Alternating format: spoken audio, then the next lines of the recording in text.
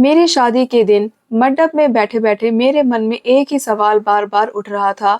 क्या कोई बेटा सच में अपनी माँ की दूसरी शादी देख सकता है और फिर भी मुस्कुरा सकता है? क्योंकि मेरे सामने पहली पंक्ति में बैठा मेरा 15 साल का बेटा आरव मुझे देखकर हल्के से मुस्कुरा रहा था, जैसे वह मुझे हिम्मत दे रहा हो। लेकिन इस मुस्कान के पीछे कितनी कहानी छुपी थी, यह किसी को नहीं पता था। 5 साल पहले जब मेरे पति रोहित की अचानक मौत हुई थी, तो मेरी दुनिया एक ही पल में उजड़ गई थी।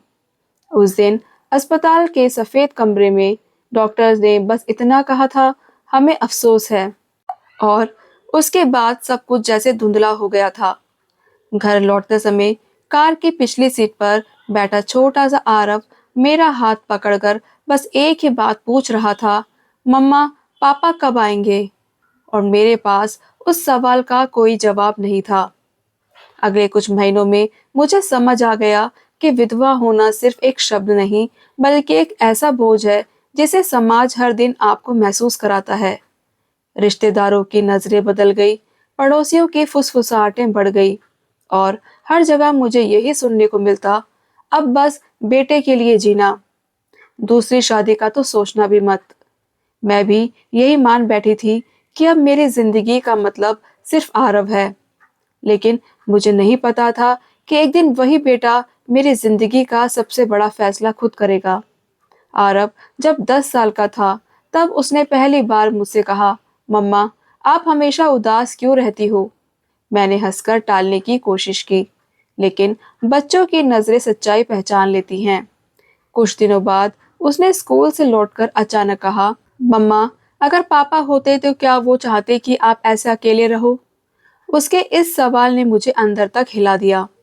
मैंने उसे डांटते हुए कहा, ऐसी बातें मत किया करो।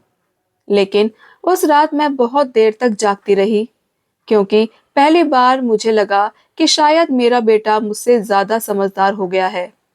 वक्त बीतता गया और जिंदगी धीरे धीरे पटरी पर लौटने लगी।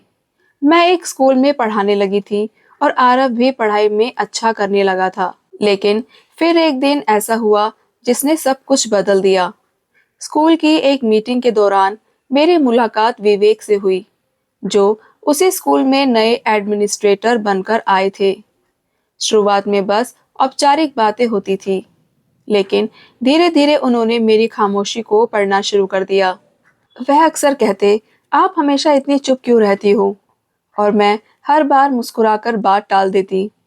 एक दिन स्टाफ रूम में उन्होंने सीधा पूछा, क्या आप जिंदगी को दूसरा मौका देने से डरती हैं? मैं चौंक गई थी, क्योंकि यह वही सवाल था जिससे मैं खुद भाग रही थी। मैंने साफ कहा, मेरे पास एक बेटा है और मेरी जिंदगी उसी के लिए है। विवेक ने मुस्कुराकर जवाब दिया, तो फिर फैसला भी उसी से पूछ लीजिए। उस दिन घर लौटते समय मेरा दिल बहुत तेज धड़क रहा था। मैं पूरे रास्ते यही सोच रही थी कि अगर मैंने आरव से यही बात की तो वो क्या सोचेगा, क्या वह मुझे गलत समझेगा? लेकिन उस रात आरव ने खुद मुझे चौंका दिया।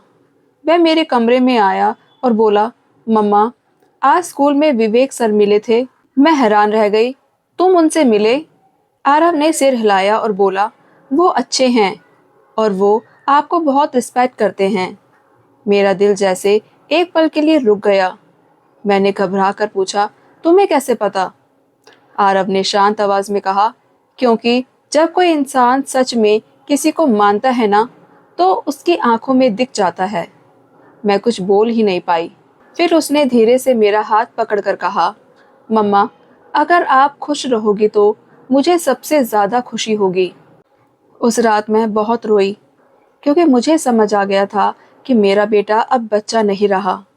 लेकिन असली तूफान तो तब आया जब यह बात घरवालों और रिश्तेदारों तक पहुंची। सबने एक साथ विरोध शुरू कर दिया। किसी ने कहा, बेटे के होते हुए दूसरी शादी। किसी ने ताना मारा, कल को सौतेला बाप उसे घर से निकाल देगा। हर तरफ बस एक ही बात थी, यह मत करो। मैं फिर से डर गई थी। मुझे लगा शायद सब सही कह रहे हैं, शायद मैं गलत कर रही हूँ। तभी एक दिन परिवार की मीटिंग में अचानक आरव खड़ा हो गया। उसकी आवाज कांप रही थी, लेकिन शब्द बहुत मजबूत थे। अगर मेरी मम्मी खुश नहीं रहेगी तो इस घर की इज्जत का क्या मतलब। सब चुप हो गए। उसने आगे कहा, आप सब कहते हो कि मैं छोटा हूँ, लेकिन क्या किसी ने मुझसे पूछा कि मैं क्या चाहता हूँ? कमरे में सन्नाटा छा गया। फिर उसने मेरी तरफ देखकर कहा, मैं चाहता हूँ कि मेरी मम्मा फिर से हंसे, क्योंकि मैंने उन्हें 5 साल से रोते हुए ही देखा है। उस दिन पहली बार मुझे लगा कि मेरा बेटा मेरी ताकत बन चुका है। धीरे धीरे हालात बदलने लगे और आखिरकार आज वही दिन आ गया था, मेरी दूसरी शादी का दिन।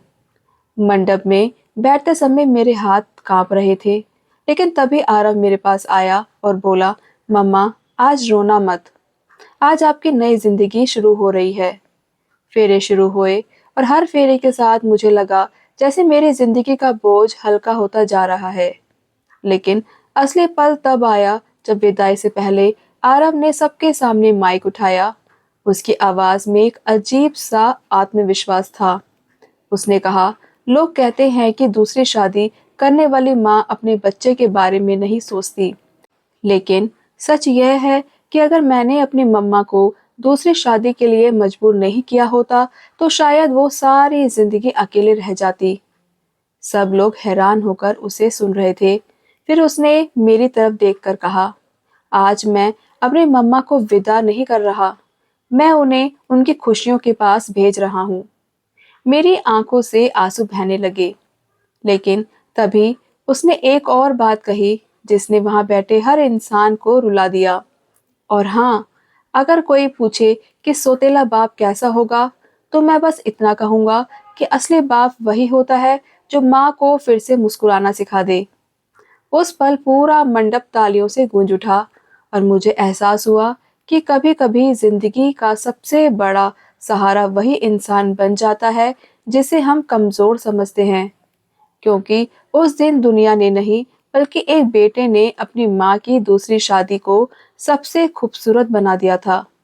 तो दोस्तों, अगर कहानी पसंद आई हो तो मेरे चैनल को लाइक, शेयर और सब्सक्राइब जरूर करें। बने रहे उड़ान स्टोरीज के साथ। कल मिलते हैं अपनी एक और नई कहानी के साथ।